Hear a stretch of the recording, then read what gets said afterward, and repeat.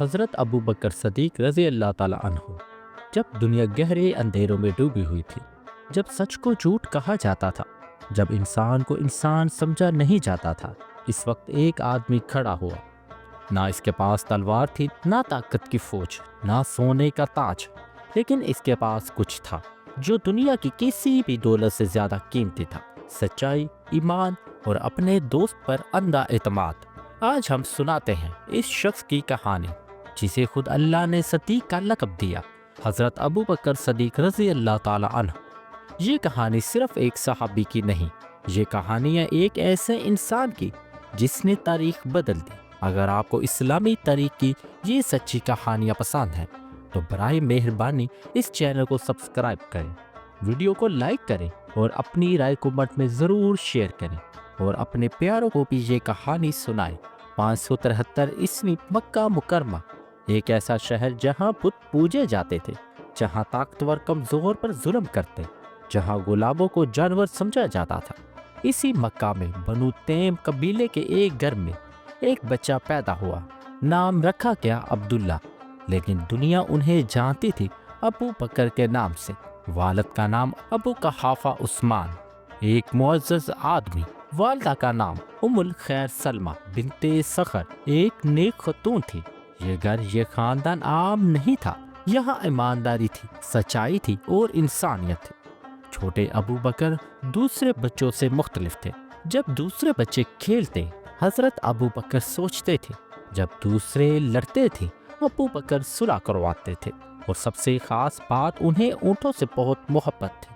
وہ گھنٹوں اونٹوں کے ساتھ بیٹھتے، ان سے باتیں کرتے، ان کی دیکھ بھال کرتے، اور یہ اونٹ جیسے حضرت ابو بکر صدیق کو سمجھتے تھے۔ لوگ کہتے تھے یہ لڑکا خاص ہے، اس میں کچھ خاص بات ہے۔ حضرت ابو بکر کے بچپن میں ایک اور لڑکا تھا، ایک یتیم لڑکا جس کا باپ فوت ہو چکا تھا، جسے دادا نے پالا تھا۔ اس لڑکے کا نام تھا حضرت محمد صلی اللہ علیہ وآلہ وسلم۔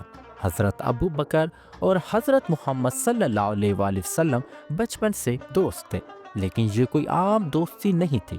یہ وہ دوستی تھی جو موت کے بعد بھی قائم رہی۔ یہ وہ دوستی تھی جس نے دنیا بدل دی۔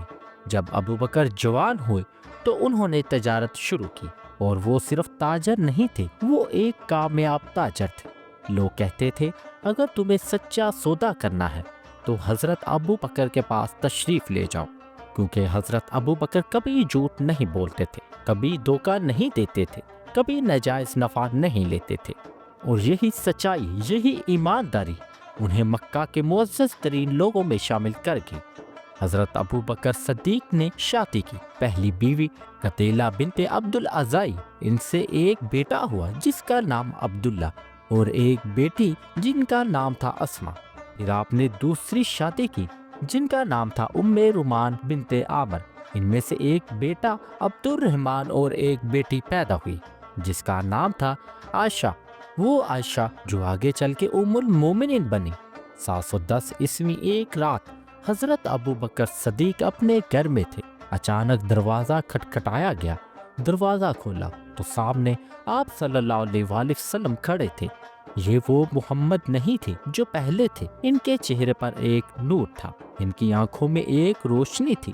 اور پھر حضرت محمد صلی اللہ علیہ وآلہ وسلم نے کہا، ابو بکر، میں اللہ کا رسول ہوں۔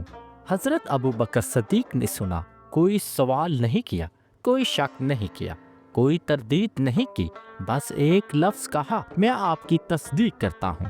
اور اسی لمحے ابو بکر کو صدیق کا لقب مل گیا۔ صدیق یعنی سب سے زیادہ سچ بولنے والا، سب سے زیادہ ایمان لانے والا۔ وہ پہلے بالغ مرد تھے جنہوں نے اسلام قبول کیا۔ ایک واقعہ جو حضرت ابو بکر صدیق کے ایمان کی طاقت دکھاتا ہے۔ جب رسول اللہ صلی اللہ علیہ وآلہ وسلم کو معراج ہوئی تو مکہ کے کافر ہنسنے لگے۔ ایک رات میں مکہ سے بیت المقدس، پھر آسمانوں پر، یہ کیسے ممکن ہے؟ لوگ حضرت ابو بکر صدیق کے پاس آئے، کہا، تمہارا دوست کیا کہہ رہا ہے؟ حضرت ابو بکر صدیق نے کہا، اگر انہوں نے کہا ہے تو اللہ کی قسم سچ کہا ہے، میں تو روزانہ کی خبروں میں بھی ان کی تصدیق کرتا ہوں، یہ تو اللہ کا معجزہ ہے۔ اور اسی دن سے وہ صدیق کہلانے لگے۔ حضرت ابو بکر صدیق رضی اللہ تعالی عنہ خاموش نہیں بیٹھے، انہوں نے اپنی دولت، اپنا وقت، اپنی محنت سب اسلام کے لیے لگا دی۔ انہوں نے لوگوں کو اسلام کی دعوت دی۔ حضرت عثمان بن عفان، حضرت طلحہ، حضرت زبیر اور حضرت سعد بن ابی وقاص، یہ سب حضرت ابو بکر صدیق کی وجہ سے مسلمان ہوئے۔ مکہ میں مسلمانوں پر ظلم ہو رہے تھے، خاص طور پر غلاموں پر۔ انہیں مارا جاتا تھا، تپتی ریت پر لٹایا جاتا، بھوکا رکھا جاتا۔ حضرت بلال رضی اللہ تعالیٰ عنہ، جنہیں گرم ریت پر لٹا کر سینے پہ بھاری پتھر رکھا جاتا۔ حضرت ابو بکر صدیق نے یہ دیکھا تو اپنی ساری دولت لگا دی۔ انہوں نے حضرت بلال کو خرید کر آزاد کر دیا، پھر حضرت عامر بن فہیرہ کو بھی، اور اس کے ساتھ اور بھی غلاموں کو۔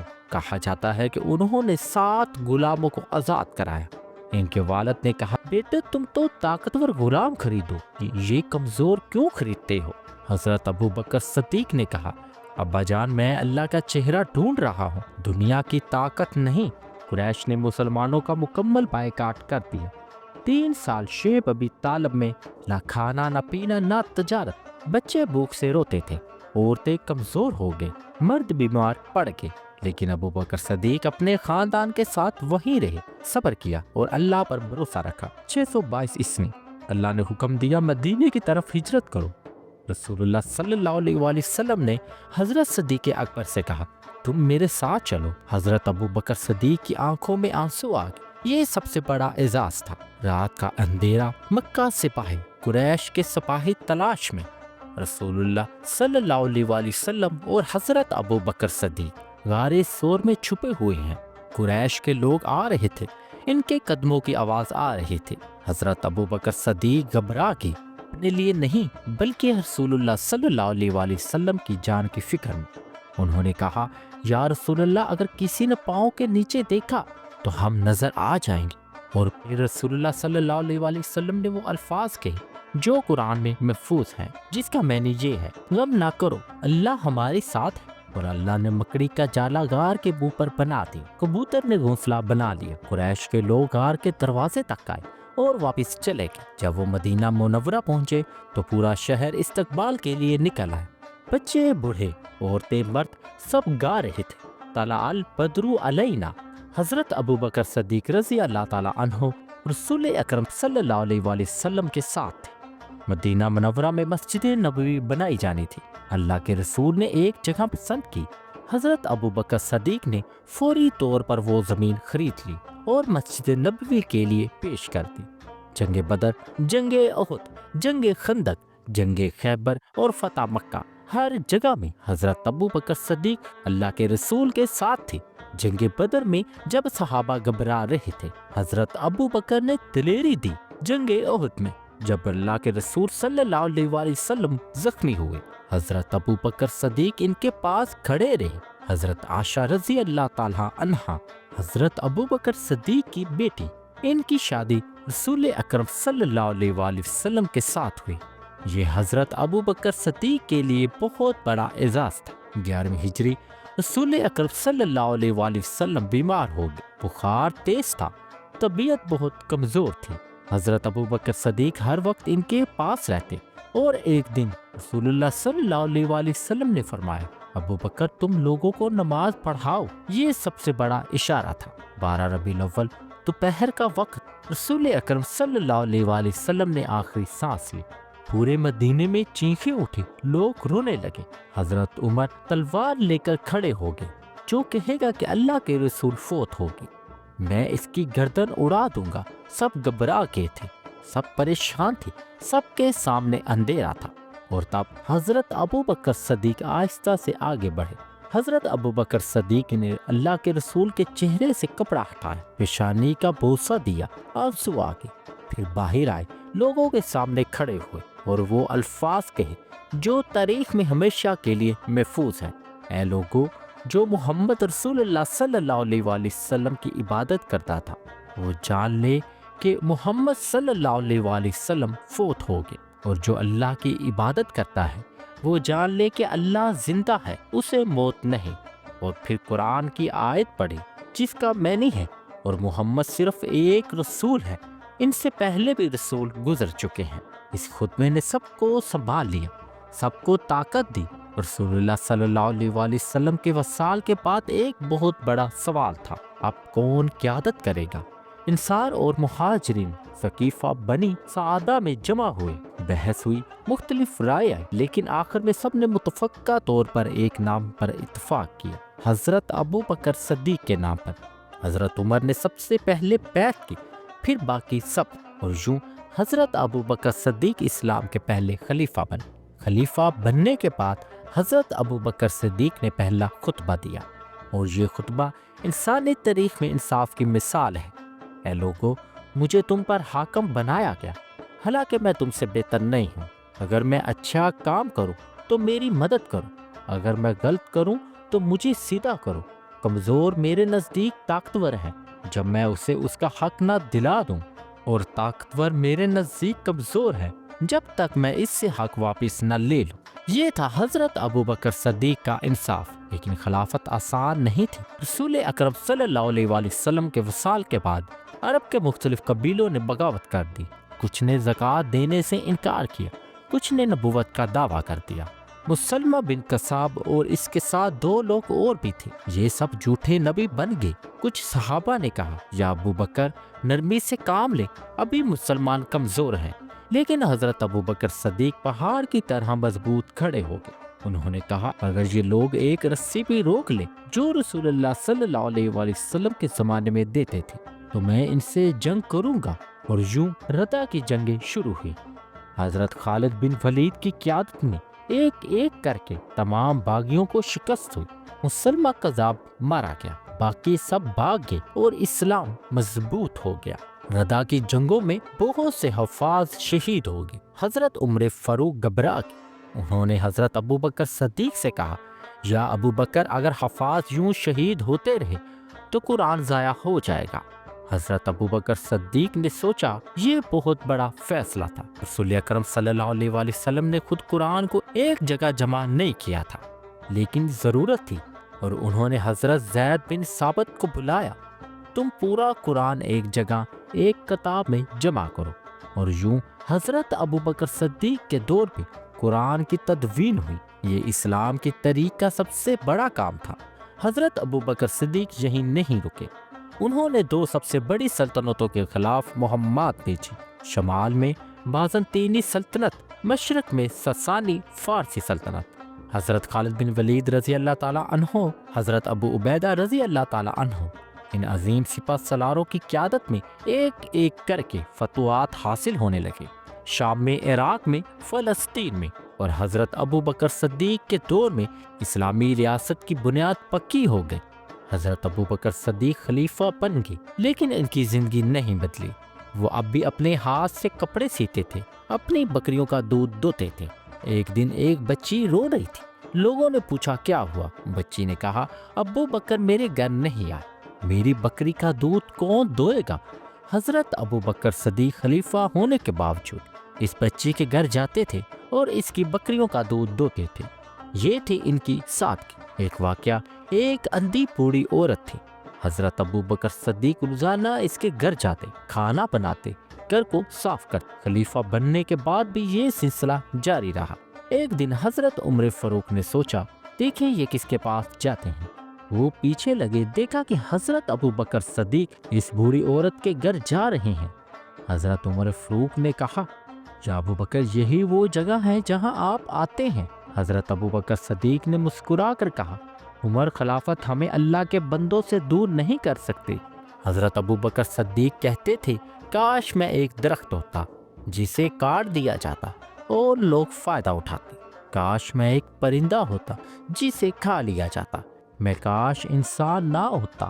یہ تھی ان کی تواضع، یہ تھی ان کی عاجزی۔ حضرت ابو بکر صدیق بہت زیادہ روتے تھے، جب قرآن پڑھتے تھے آنسو آ جاتے، جب نماز پڑھتے تو روتے، جب اللہ کو یاد کرتے سسکیاں آ جاتی۔ ایک دفعہ انہوں نے نماز میں امامت کی، لیکن اتنا زیادہ روئے کہ آواز نہیں نکلی۔ یہ تھا ان کا اللہ کے ساتھ تعلق۔ 634 عیسوی حضرت ابو بکر صدیق بیمار ہو گئے، بخار تیز تھا، طبیعت کمزور تھی، لیکن وہ کام کرتے رہے، خلافت کے فرائض سر انجام دیتے رہے۔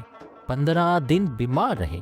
जब उन्हें महसूस हुआ कि वक्त करीब है तो उन्होंने सहाबा को बुलाया, मैं हज़रत उमर को अपना जानशीन बनाता हूँ।